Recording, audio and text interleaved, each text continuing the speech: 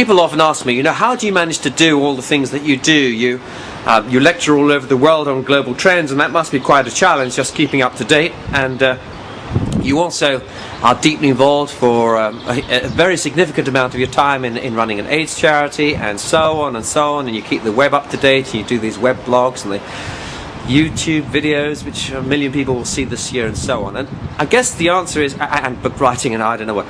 Well, I guess the answer is the 80-20 rule. What's that? The 80-20 rule is a mathematical principle that was discovered some years ago, and some decades ago, and it's basically like this. There are many things in life where 80% of the impact of that thing happens from about 20% of the activity or the effort.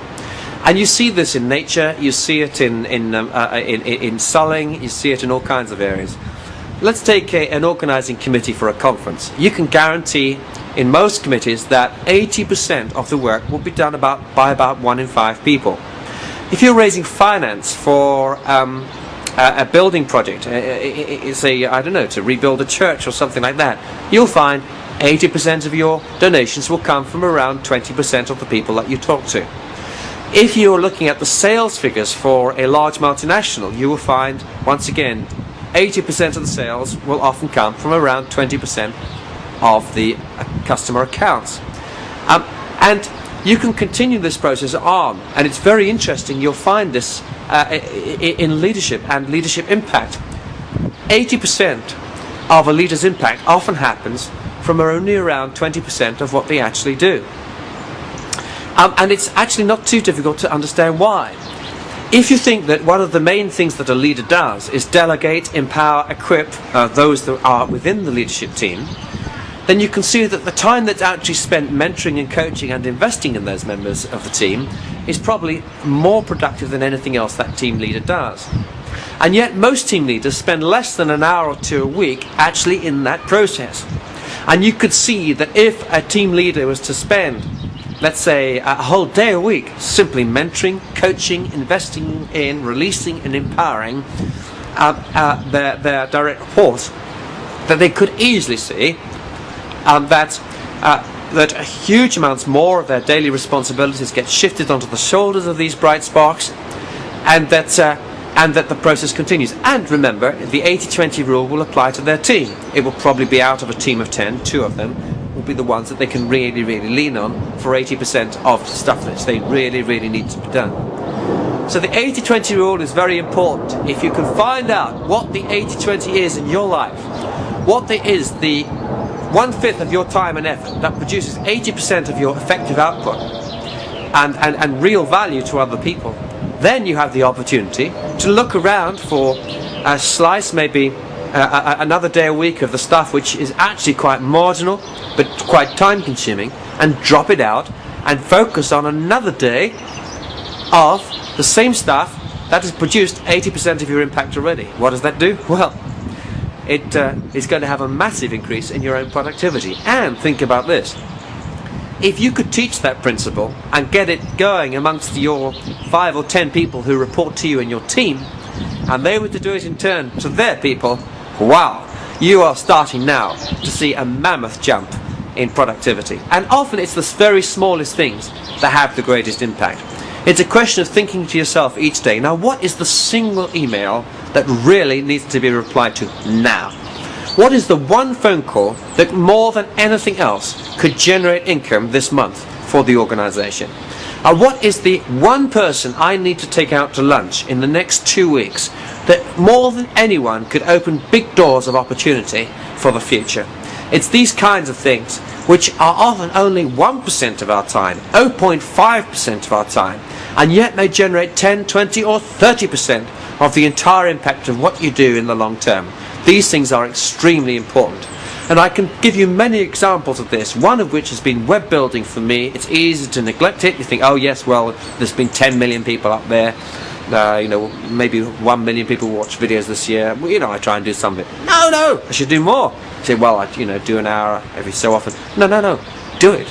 Someone once said to me, you need to update one of your books. It was a book on AIDS, actually. It was one of the first books I wrote, and it was about It was one of the books that helped lead to the formation of the International AIDS Foundation asset, which is now active in 23 countries and has been influential in mobilizing communities across the world in an effective fight against the spread of HIV and in providing care for young people and others who are sick and dying, and for orphans left behind. One of the people I know came to me and said to me, "Look, Patrick, you need to update your book AIDS and You." And I said, "Look, it's been out of print for a decade. I'm not even involved in this stuff full time anymore. There are plenty of other people that can write books. They're better qualified." And this friend kept on badgering me for 2 or 3 years, and a couple of other people did. Eventually, I decided to put aside 2 or 3 weeks with the help of a friend, and I updated it. And you know what? That book, in partnership with another non-profit organisation, Asset has been able to give away to project workers and youth workers and others in the poorest parts of the world. I think it's something like 350,000 copies now in over 20 languages. Now, the entire print run of that book, before I updated it, was only about 10,000 copies, something like that. And as I say, it was a dead book. It had been out of print for a decade. But it required someone else to hold the mirror up to me and say, "Look, Patrick, this is your 80-20. It's going to be a tiny fragment of your year, but it could have more impact than anything else you've ever done in terms of the AIDS NGO in 20 years. And indeed, that's turned out to be the case. So what stopped it? Oh, I don't know. A bit of pride, a bit of resistance, just busyness, lack of focus, lack of vision. I couldn't quite see it. All kinds of things stopped it for 3 years. And then 3 weeks of my time, more impact than anything I've done for 20 years. So what's the lesson then? Don't just think about the 80-20, think about the 199. And then you'll find you're on a whole new path to productivity and impact.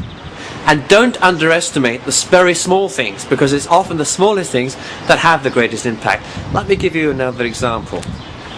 A friend of mine writes encouraging notes. She's very good at it. She writes little notes to people all over the place, whether it's happy birthday or "I really appreciate you" or "thank you for what you did," or "this is what I really appreciate about what you do." She's a tremendous encourager of those around her, her family, her friends, those at work, and those in her church community and other things. And what she didn't understand is the impact of these things. These notes stay in people's offices, they stay on the wall, they stay on the mantelpiece at home for months, years even. And those that go in to the office, they read them, they get encouraged as well. It's a strange thing. Here is a note, it's not written to the individual, but you get encouraged still when you read it, even though it's written for someone else. It just gives you a warm feeling inside. These words of encouragement took minutes to write, and yet years of impact result. And Tanya had to come to understand that actually 2 minutes, 3 minutes, 5 minutes a week, well, why not spend half an hour a week doing it? It is a gifting that she had, and she could actually transform the morale of a whole team or an entire community with these notes, especially if her example became copied by others. It became a culture of affirmation, of praise, of appreciation, and so on. And Tanya would say, "Well, how long does it take you to write a note?" 2 or 3 minutes. Anyone can write a note. I say, yes, but we often underestimate the size of the impact of the smallest things we do.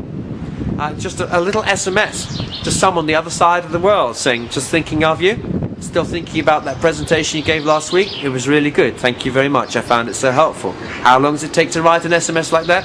Probably no more time than 2 minutes queuing at a bus stop or for a train or in a checkout of a shop. But nevertheless, what's the impact on someone on the other side of the world? Could be huge. Puts a smile on their face, they think about it, and they don't delete that message for quite a while. So look out for the very small things. The smallest things often make the biggest things happen.